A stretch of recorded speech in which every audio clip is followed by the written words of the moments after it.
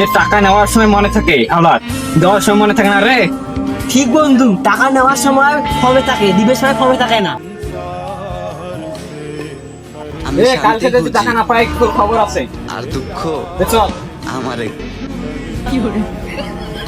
তো তুই বেকার আছিস। আচ্ছা, ও তোমার গায়ে হাত দিল কেন? আমার তো টাকা পায়, আমার মা মারা গেছে। আমার কাছ থেকে টাকা পায়, কিন্তু আমার মা মারা গেছে। ও এই ব্যাপার। তোমার বাসা কই তুমি কি জানো? ভাই আমি ওনাকে চিনি, ওর বাসা বৈরমপুর। চলো আমার সাথে আসো। নাই তুই কি জানিস এলে টাকা নিলে আর দিবে চায় না। আরে ঘরে ভাই, টাকা নিবের সময় কিন্তু সবুজ সবুজ, হ্যাঁ। আর দিবের সময় টান দেখা কেটে টাকা নিস। আরে আমি 4 দিন থেকে ফোন দিতেছি, ফোন ধরতেছে না। হ্যাঁ তাইলে কো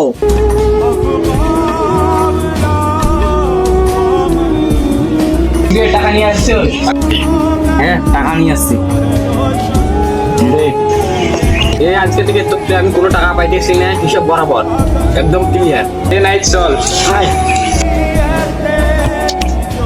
ওই একটু দাঁড়া এদিকে।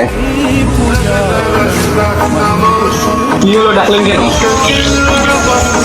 হিসাব এখনো ফুল হয় নাই। তুমি ওকে টাকা দিয়েছিল, সে টাকা তোমাকে দিয়েছে, এই হিসাব ক্লোজ, ঠিক কি না? কিন্তু আরো একটা হিসাব আছে, সে পাওনাটা তুমি এখনো পাওনি। আপনি আমারে মারলেন কেন? তোমাকে মারছি কিছু কারণ নেই। তুমি ওর কাছ থেকে টাকা পাও, এটা আমি মানলাম। তোমারও কোন ধারণা আমি সেটাও মানলাম।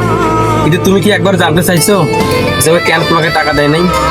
তুমি কি জানো যে কালকে ওর মা মারা গেছে, কিন্তু তুমি বিষয়টা না জেনে অদাতা ওই ছেলেটাকে মেরেছো? তোমাকে একটু বিবেকে বাঁধলো না? আগে খোঁজ নাও যে কেন তোমাকে টাকাটা দিল না। বেদব টাকা, বেদব। ওকে আসলে মারাটা আমাদের ভুল হয়েছে, চলো মাপ চাই।